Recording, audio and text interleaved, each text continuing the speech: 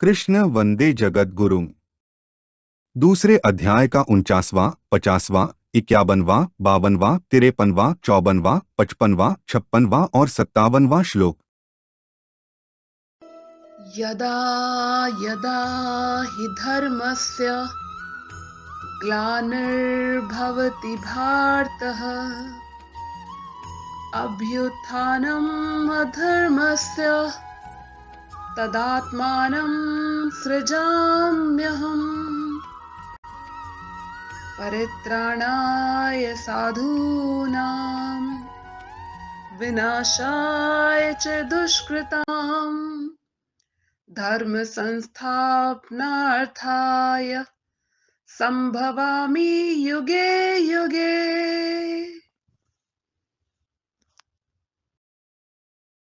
दूसरे अध्याय का 49वां श्लोक। दूरेण ह्यवरं कर्म बुद्धियोगात् धनंजय बुद्धो शरण मनविच कृपणाः फलहेतवः। ऊपर कहे गए श्लोकों का अर्थ है, इस बुद्धियोग की तुलना में सकाम कर्म अत्यंत निकृष्ट हैं। इसलिए हे धनंजय, तुम बुद्धि की शरण लो, फल की इच्छा करने वाले कृपण दीन हैं। दूरेण ह्यवरं कर्म बुद्धियोगात का अर्थ है, बुद्धियोग अर्थात समता की अपेक्षा सकाम भाव से कर्म करना अत्यंत ही निकृष्ट है। कारण कि कर्म भी उत्पन्न और नष्ट होते हैं तथा उन कर्मों के फल का भी संयोग और वियोग होता है, परंतु योग समता नित्य है, उसका कभी वियोग नहीं होता, उसमें कोई विकृति नहीं होती। आथ समता की अपेक्षा सकाम कर्म अत्यंत ही निकृष्ट हैं। संपूर्ण कर्मों में समता ही श्रेष्ठ है। समता के बिना तो मात्र जीव कर्म करते ही रहते हैं तथा उन कर्मों के परिणाम में जन्मते मरते और दुख भोगते रहते हैं। कारण कि समता के बिना कर्मों में उद्धार करने की ताकत नहीं है। कर्मों में समता ही कुशलता है। अगर कर्मों में समता नहीं होगी तो शरीर में अहंतामता हो जाएगी और शरीर में अहंतामता होना ही पशुबुद्धि है। बुद्धो शरण मनविच का अर्थ है, तू बुद्धि समता की शरण ले। समता में निरंतर स्थित रहना ही उसकी शरण लेना है। समता में स्थित रहने से ही तुझे स्वरूप में अपनी स्थिति का अनुभव होगा। कृपणाः फलहेतवः का अर्थ है, कर्मों के फल का हेतु बनना अत्यंत निकृष्ट है। कर्म कर्मफल कर्म सामग्री और शरीरादि कर्णों के साथ अपना संबंध जोड़ लेना ही कर्मफल का हेतु बनना है। आठ भगवान ने 47वें श्लोक में मां कर्मफल हेतुर्भुवः कहकर कर्मों के फल का हेतु बनने में निषेध किया है। दूसरे अध्याय का 50वां श्लोक। बुद्धियुक्तो जहातीह उभे सुकृत दुष्कृते तस्माद्योगा युजस्व योगः कर्मसु कौशलम। ऊपर कहे गए श्लोकों का अर्थ है, बुद्धि समता से युक्त मनुष्य यहाँ जीवित अवस्था में ही पुण्य और पाप दोनों का त्याग कर देता है। आथ तू योग समता में लग जा, क्योंकि योग ही कर्मों में कुशलता है। बुद्धियुक्तो जहातीह उभे सुकृत दुष्कृते का अर्थ है, समतायुक्त मनुष्य जीवित अवस्था में ही पुण्य पाप का त्याग कर देता है, अर्थात उसको पुण्य पाप नहीं लगते, वह उनसे रहित हो जाता है। जैसे संसार में पुण्य पाप होते ही रहते हैं पर सर्वव्यापी परमात्मा को वे पुण्य पाप नहीं लगते, ऐसे ही जो समता में निरंतर स्थित रहता है उसको पुण्य पाप नहीं लगते। समता एक ऐसी विद्या है जिससे मनुष्य संसार में रहता हुआ ही संसार से सर्वथा निर्लिप्त रह सकता है। जैसे कमल का पत्ता जल से ही उत्पन्न होता है और जल में ही रहता है पर वह जल से लिप्त नहीं होता, ऐसे ही समतायुक्त पुरुष संसार में रहते हुए भी संसार से निर्लिप्त रहता है। पुण्य पाप उसका स्पर्श नहीं करते, अर्थात वह पुण्य पाप से असंग हो जाता है। वास्तव में यह स्वयं चेतन स्वरूप पुण्य पाप से रहित ही केवल असत पदार्थों शरीरादि के साथ संबंध जोड़ने से ही पुण्य पाप लगते हैं। अगर यह असत पदार्थों के साथ संबंध न जोड़े तो यह आकाश की तरह निर्लिप्त रहेगा, इसको पुण्य पापन ही लगेंगे। तस्माद्योगा युजस्व का अर्थ है, इसलिए तुम योग में लग जाओ, अर्थात निरंतर समता में स्थित रहो। वास्तव में समता तुम्हारा स्वरूप है। अतः तुम नित्य निरंतर समता में ही स्थित रहते हो। केवल रागद्वेष के कारण तुम्हारे को उस समता का अनुभव नहीं हो रहा है। अगर तुम हरदम समता में स्थित न रहते तो सुख और दुख का ज्ञान तुम्हें कैसे होता, क्योंकि ये दोनों ही अलग अलग हैं। जब इन दोनों का तुम्हें ज्ञान होता है तो तुम इनके आने जाने में सदा समरूप से रहते हो। इसी समता का तुम अनुभव करो। योगः कर्मसु कौशलम का अर्थ है कर्मों में योग ही कुशलता है, अर्थात कर्मों की सिद्धि असिद्धि में और उन कर्मों के फल के प्राप्ति अप्राप्ति में सम रहना ही कर्मों में कुशलता है।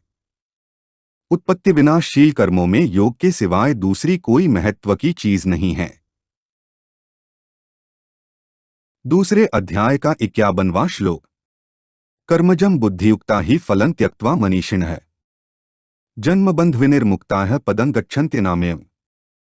ऊपर कहे गए श्लोकों का अर्थ है समतायुक्त मनीषी साधक कर्मजन्य फल का त्याग करके जन्मरूप बंधन से मुक्त होकर निर्विकार पद को प्राप्त हो जाते हैं। कर्मजं बुद्धियुक्ता ही फलं त्यक्त्वा मनीषिणः का अर्थ है जो समता से युक्त हैं वे ही वास्तव में मनीषी अर्थात बुद्धिमान हैं। 18वें अध्याय के 10वें श्लोक में भी कहा है कि जो मनुष्य अकुशल कर्मों से द्वेष नहीं करता और कुशल कर्मों में राग नहीं करता वह मेधावी बुद्धिमान है। कर्म तो फल के रूप में परिणत होता ही है, उसके फल का त्याग कोई कर ही नहीं सकता। जैसे कोई खेती में निष्काम भाव से बीज बोए तो क्या खेती में अनाज नहीं होगा, बोया है तो पैदा अवश्य होगा। ऐसे ही कोई निष्काम भाव पूर्वक कर्म करता है तो उसको कर्म का फल तो मिलेगा ही। अतः यहाँ कर्मजन्य फल का त्याग करने का अर्थ है कर्मजन्य फल की इच्छा, कामना, ममता, वासना का त्याग करना। इसका त्याग करने में सभी समर्थ हैं। जन्मबंध विनिर्मुक्ताः का अर्थ है समतायुक्त मनीषी साधक जन्मरूप बंधन से मुक्त हो जाते हैं। कारण कि समता में स्थित हो जाने से उनमें रागद्वेष, कामना, वासना, ममता आदि दोष किंचन मात्र भी नहीं रहते, अतः उनके पुनर्जन्म का कारण ही नहीं रहता। वे जन्म मरण रूप बंधन से सदा के लिए मुक्त हो जाते हैं। पदं गच्छन्त्यनाम्यम का अर्थ है आमय नाम रोग का है। रोग एक विकार है जिसमें किंचन मात्र भी किसी प्रकार का विकार न हो, उसको अनामय अर्थात निर्विकार कहते हैं। समतायुक्त मनीषी लोग ऐसे निर्विकार पद को प्राप्त हो जाते हैं। इसी निर्विकार पद को 15वें अध्याय के 5वें श्लोक में अव्यय पद और 18वें अध्याय के 56वें श्लोक में शाश्वत अव्यय पद नाम से कहा गया है। दूसरे अध्याय का 52वां श्लोक। यदा ते मोहकलिलं बुद्धिर्व्यतितृष्यति तदा गंतासी निर्वेदन श्रोतव्यस्य श्रुतस्य च। ऊपर कहे गए श्लोकों का अर्थ है जिस समय तेरी बुद्धि मोहरूपी दलदल को तर जाएगी उसी समय तू सुने हुए और सुनने में आने वाले भोगों से वैराग्य को प्राप्त हो जाएगा। यदा ते मोहकलिलं बुद्धिर्व्यतितृष्यति का अर्थ है शरीर में अहंता और ममता करना तथा शरीर संबंधी माता पिता, भाई भौजाई, स्त्री पुत्र, वस्तु, पदार्थ आदि में ममता करना मोह है। कारण कि इन शरीर आदि में अहंता ममता है नहीं, केवल अपनी मानी हुई है। अनुकूल पदार्थ, वस्तु, व्यक्ति, घटना आदि के प्राप्त होने पर प्रसन्न होना और प्रतिकूल पदार्थ, वस्तु, व्यक्ति आदि के प्राप्त होने पर उद्विग्न होना, संसार में परिवार में विषमता, पक्षपात, मात्सर्य आदि विकार होना, यह सबका सब कलिल अर्थात दलदल है। इस मोहरूपी दलदल में जब बुद्धि फंस जाती है तब मनुष्य किंकर्तव्य विमूढ़ हो जाता है, फिर उसे कुछ सूझता नहीं। यह स्वयं चेतन होता हुआ भी शरीर आदि जड़ पदार्थों में अहंतामता करके उनके साथ अपना संबंध मान लेता है। पर वास्तव में यह जिन जिन चीजों के साथ संबंध जोड़ता है वे चीजें इसके साथ सदा नहीं रह सकती और यह भी उनके साथ सदा नहीं रह सकता। परंतु मोह के कारण इसकी इस तरफ दृष्टि ही नहीं जाती, प्रत्युत यह अनेक प्रकार के नए नए संबंध जोड़कर संसार में अधिक से अधिक फंसता चला जाता है।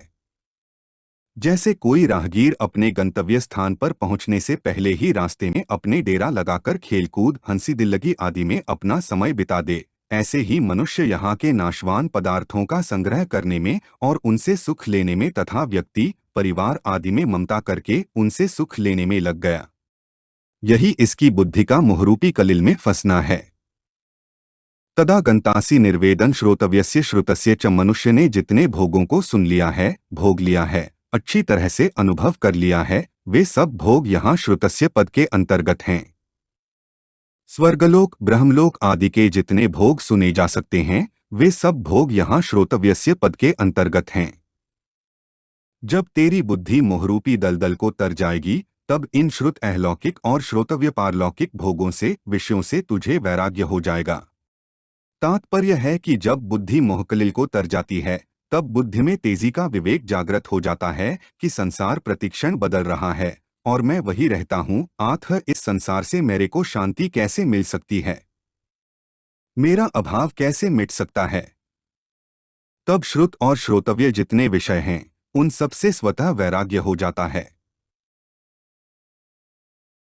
दूसरे अध्याय का 53वां श्लोक।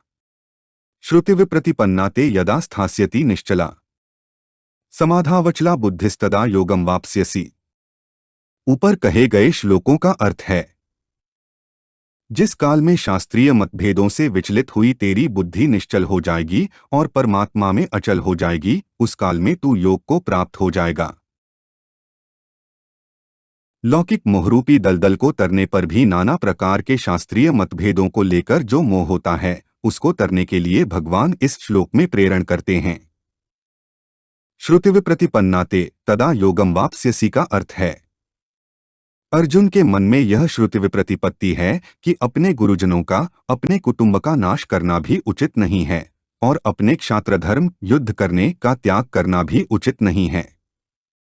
एक तरफ तो कुटुंब की रक्षा हो और एक तरफ क्षात्रधर्म का पालन हो। इसमें अगर कुटुंब की रक्षा करें तो युद्ध नहीं होगा और युद्ध करें तो कुटुंब की रक्षा नहीं होगी। इन दोनों बातों में अर्जुन की श्रुतिविप्रतिपत्ति है, जिससे उनकी बुद्धि विचलित हो रही।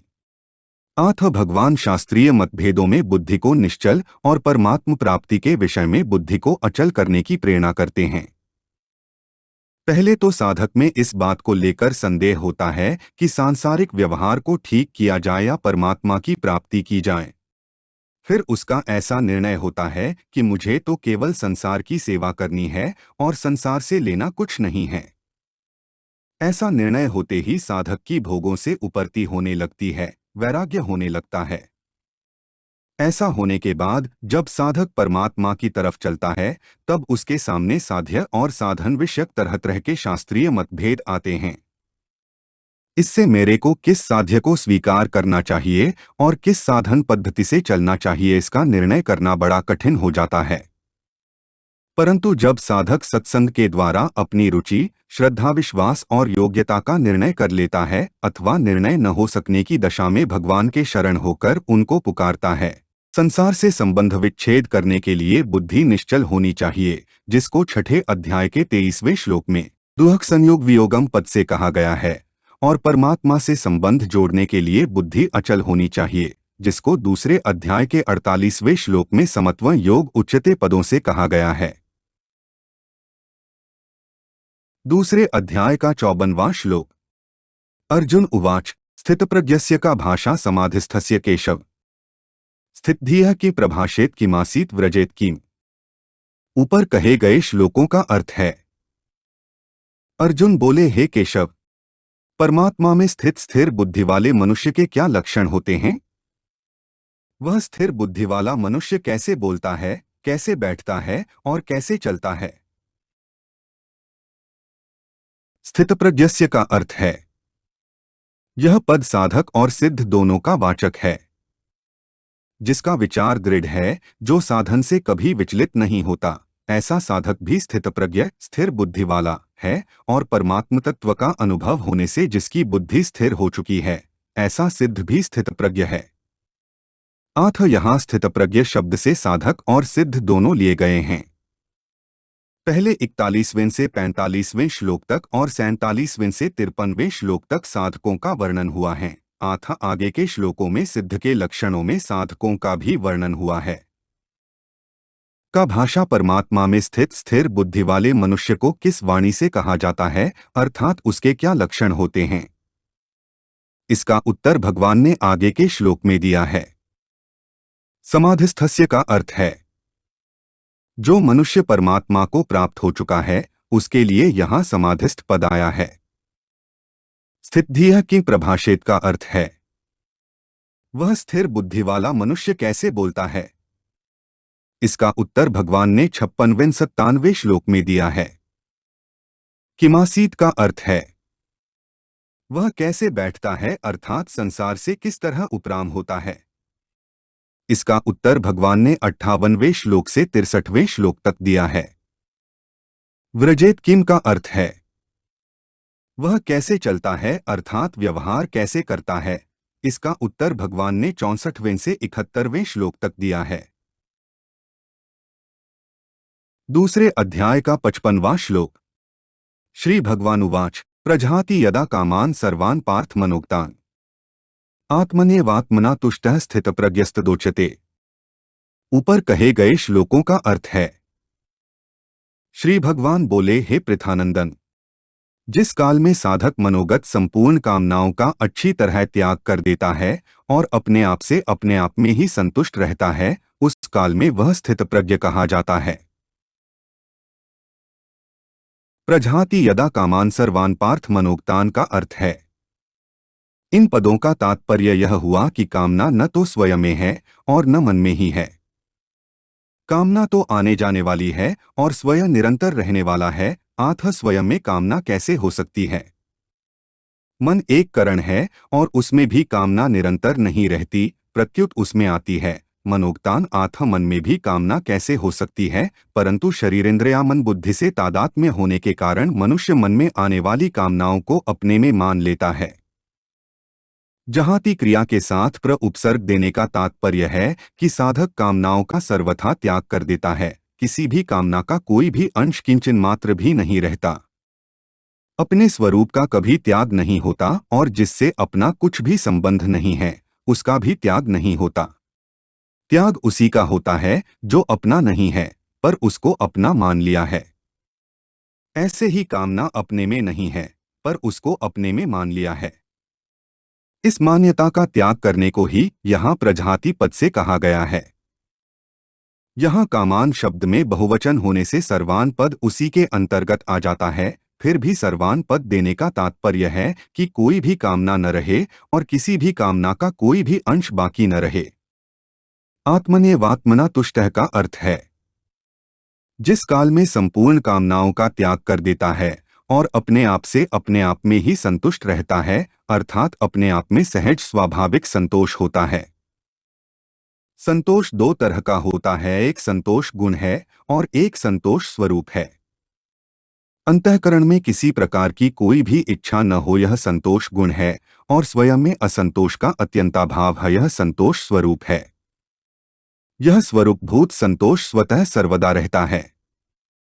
इसके लिए कोई अभ्यास या विचार नहीं करना पड़ता। स्वरूपभूत संतोष में प्रज्ञा बुद्धि स्वतः स्थिर रहती है। स्थितप्रज्ञस्तदोच्यते स्वयं जब बहुशाखाओं वाली अनंत कामनाओं को अपने में मानता था, उस समय भी वास्तव में कामनाएं अपने में नहीं थीं और स्वयं स्थितप्रज्ञ ही था। परंतु उस समय अपने में कामनाएं मानने के कारण बुद्धि स्थिर न होने से वह स्थितप्रज्ञ नहीं कहा जाता था, अर्थात उसको अपनी स्थितप्रज्ञता का अनुभव नहीं होता था। अब उसने अपने में से संपूर्ण कामनाओं का त्याग कर दिया, अर्थात उनकी मान्यता को हटा दिया, तब वह स्थितप्रज्ञ कहा जाता है, अर्थात उसको अपनी स्थितप्रज्ञता का अनुभव हो जाता है। साधक तो बुद्धि को स्थिर बनाता है, परंतु कामनाओं का सर्वथा त्याग होने पर बुद्धि को स्थिर बनाना नहीं पड़ता, वह स्वतः स्वाभाविक स्थिर हो जाती है। कर्मयोग में साधक का कर्मों से ज्यादा संबंध रहता है। उसके लिए योग में आरूढ़ होने में भी कर्म कारण हैं। दूसरे अध्याय का 56वां श्लोक। दुःखेष्वनुद्विग्नं नाह सुखेषु विक्तस्पृहः वीतराग भय क्रोधः स्थित धीर मुनिरुच्यते। ऊपर कहे गए श्लोकों का अर्थ है दुखों की प्राप्ति होने पर जिसके मन में उद्वेग नहीं होता और सुखों की प्राप्ति होने पर जिसके मन में स्पृहा नहीं होती तथा जो राग भय और क्रोध से सर्वथा रहित हो गया है, वह मननशील मनुष्य स्थिर बुद्धि कहा जाता है। अर्जुन ने तो स्थितप्रज्ञ कैसे बोलता है, ऐसा क्रिया की प्रधानता को लेकर प्रश्न किया था, पर भगवान भाव की प्रधानता को लेकर उत्तर देते हैं, क्योंकि क्रियाओं में भाव ही मुख्य है। क्रिया मात्र भावपूर्वक ही होती है। भाव बदलने से क्रिया बदल जाती है, अर्थात बाहर से क्रिया वैसी ही दिखने पर भी वास्तव में क्रिया वैसी नहीं रहती। उसी भाव की बात भगवान यहाँ कह रहे हैं। दुःखेष्वनुद्विग्नं नाह का अर्थ है दुखों की संभावना और उनकी प्राप्ति होने पर भी जिसके मन में उद्वेग नहीं होता, अर्थात कर्तव्य कर्म करते समय कर्म करने में बाधा लग जाना, निंदा अपमान होना, कर्म का फल प्रतिकूल होना आदि आदि प्रतिकूलताएं आने पर भी उसके मन में उद्वेग नहीं होता। कर्मयोगी के मन में उद्वेग हलचल न होने का कारण यह है कि उसका मुख्य कर्तव्य होता है दूसरों के हित के लिए कर्म करना, कर्मों को सांगोपांग करना, कर्मों के फल में कहीं आसक्ति ममता कामना न हो जाए इस विषय में सावधान रहना। ऐसा करने से उसके मन में एक प्रसन्नता रहती है। उस प्रसन्नता के कारण कितनी ही प्रतिकूलता आने पर भी उसके मन में उद्वेग नहीं होता। सुखेषु विक्तस्पृहा का अर्थ है सुखों की संभावना और उनकी प्राप्ति होने पर भी जिसके भीतर स्पृहा नहीं होती, अर्थात वर्तमान में कर्मों का सांगोपांग हो जाना, तात्कालिक आदर और प्रशंसा होना, अनुकूल फल मिल जाना आदि आदि अनुकूलताएं आने पर भी उसके मन में यह परिस्थिति ऐसी ही बनी रहे, यह परिस्थिति सदा मिलती रहे, ऐसी स्पृहा नहीं होती। उसके अंतःकरण में अनुकूलता का कुछ भी असर नहीं होता। वीतराग भय क्रोध का अर्थ है संसार के पदार्थों का मन पर जो रंग चढ़ जाता है उसको राग कहते हैं। पदार्थों में राग होने पर अगर कोई सबल व्यक्ति उन पदार्थों का नाश करता है, उनसे संबंध विच्छेद कराता है, उनकी प्राप्ति में विघ्न डालता है, तो मन में भय होता है। अगर वह व्यक्ति निर्बल होता है तो मन में क्रोध होता है। परंतु जिसके भीतर दूसरों को सुख पहुंचाने का, उनका हित करने का, उनकी सेवी करने का भाव जागृत हो जाता है, उसका राग स्वाभाविक ही मिट जाता है। राग के मिटने से भय और क्रोध भी नहीं रहते, अतः वह राग भय और क्रोध से सर्वथा रहित हो जाता है। जब तक आंशिक रूप से उद्वेग स्पृहा राग भय और क्रोध रहते हैं, तब तक वह साधक होता है। इनसे सर्वथा रहित होने पर वह सिद्ध हो जाता है। स्थित धीर मुनिरुच्यते का अर्थ है ऐसे मननशील कर्मयोगी की बुद्धि स्थिर अटल हो जाती है। मुनि शब्द वाणी पर लागू होता है, इसलिए भगवान ने की प्रभाषेत के उत्तर में मुनि शब्द कह दिया है। परंतु वास्तव में मुनि शब्द केवल वाणी पर ही अवलंबित नहीं है। इसीलिए भगवान ने 17वें अध्याय में मौन शब्द का प्रयोग मानसिक तप में किया है, वाणी के तप में नहीं। कर्मयोग का प्रकरण होने से यहाँ मननशील कर्मयोगी को मुनि कहा गया है। मननशीलता का तात्पर्य है सावधानी का मनन, जिससे कि मन में कोई कामना आसक्ति न आ जाए। निरंतर अनासक्त रहना ही सिद्ध कर्मयोगी की सावधानी है, क्योंकि पहले साधकावस्था में उसकी ऐसी सावधानी रही है और इसी से वह परमात्म तत्व को प्राप्त हुआ है। दूसरे अध्याय का 57वां श्लोक। यह सर्वत्रान्भिस्नेहस्तत्तत्प्राप्य शुभाशुभम् नाभिनंदति न द्वेष्टि तस्य प्रज्ञा प्रतिष्ठिता। ऊपर कहे गए श्लोकों का अर्थ है सब जगह आसक्तिरहित हुआ जो मनुष्य उस शुभ शुभ को प्राप्त करके न तो अभिनंदित होता है और न द्वेष करता है, उसकी बुद्धि प्रतिष्ठित है। पूर्व श्लोक में तो भगवान ने कर्तव्य कर्म करते हुए निर्विकार रहने की बात बताई। अब इस श्लोक में कर्मों के अनुसार प्राप्त होने वाली अनुकूल प्रतिकूल परिस्थितियों में सम निर्विकार रहने की बात बताते हैं। यह सर्वत्रान्भिस्नेह का अर्थ है जो सब जगह स्नेहरहित है, अर्थात जिसकी अपने कहलाने वाले शरीर, इंद्रिया, मन, बुद्धि एवं स्त्री, पुत्र, घर, धन आदि किसी में भी आसक्ति, लगाव नहीं रहा है। वस्तु आदि के बने रहने से मैं बना रहा और उनके बिगड़ जाने से मैं बिगड़ गया, धन के आने से मैं बड़ा हो गया और धन के चले जाने से मैं मारा गया। यह जो वस्तु में एकात्मता की तरह स्नेह है, उसका नाम अभिस्नेह है। स्थितप्रज्ञ कर्मयोगी का किसी भी वस्तु आदि में यह अभिस्नेह बिल्कुल नहीं रहता। बाहर से वस्तु, व्यक्ति, पदार्थ आदि का संयोग रहते हुए भी वह भीतर से सर्वथा निर्लिप्त रहता है। तत्तत् प्राप्य शुभाशुभ नाभिनंदती न द्वेष्टि का अर्थ है, जब उस मनुष्य के सामने प्रारब्धवशात शुभाशुभ, शोभनीय शोभनीय, अच्छी मंदी, अनुकूल प्रतिकूल परिस्थिति आती है, तब वह अनुकूल परिस्थिति को लेकर अभिनंदित नहीं होता और प्रतिकूल परिस्थिति को लेकर द्वेष नहीं करता। अनुकूल परिस्थिति को लेकर मन में जो प्रसन्नता आती है और वाणी से भी प्रसन्नता प्रकट की जाती है तथा बाहर से भी उत्सव मनाया जाता है, यह उस परिस्थिति का अभिनंदन करना है। ऐसे ही प्रतिकूल परिस्थिति को लेकर मन में जो दुहक होता है, खिन्नता होती है कि यह कैसे और क्यों हो गया, यह नहीं होता तो अच्छा था, अब यह जल्दी मिट जाए तो ठीक है, यह उस परिस्थिति से द्वेष करना है। सर्वत्र स्नेहरहित निर्लिप्त हुआ मनुष्य अनुकूलता को लेकर अभिनंदन नहीं करता और प्रतिकूलता को लेकर द्वेष नहीं करता। तात्पर्य है कि उसको अनुकूल प्रतिकूल अच्छे मंदे अवसर प्राप्त होते रहते हैं, पर उसके भीतर सदा निर्लिप्तता बनी रहती है। तत् कहने का तात्पर्य है कि जिन जिन अनुकूल और प्रतिकूल वस्तु, व्यक्ति, घटना, परिस्थिति आदि से विकार होने की संभावना रहती है और साधारण लोगों में विकार होते हैं, उन्होंने अनुकूल प्रतिकूल वस्तु आदि के कहीं भी, कभी भी और कैसे भी प्राप्त होने पर उसको अभिनंदन और द्वेष नहीं होता। तस्य प्रज्ञा प्रतिष्ठिता का अर्थ है उसकी बुद्धि प्रतिष्ठित है, एक रस और एक रूप है। साधनावस्था में उसकी जो व्यवसायात्मिका बुद्धि थी वह अब परमात्मा में अचलटल हो गई है। उसकी बुद्धि में यह विवेक पूर्ण रूप से जागृत हो गया है कि संसार में अच्छे मंदे के साथ वास्तव में मेरा कोई भी संबंध नहीं है, कारण कि ये अच्छे मंदे अवसर तो बदलने वाले हैं पर मेरा स्वरूप न बदलने वाला है। आत्मा बदलने वाले के साथ न बदलने वाले का संबंध कैसे हो सकता है। हमारे चैनल को सब्सक्राइब करें। अगर यह जानकारी आपको अच्छी लगी तो वीडियो को लाइक करें, वीडियो को अपने दोस्तों के साथ शेयर करें, अपने सुझाव हमें कमेंट करके बताएं। जय श्री कृष्णा।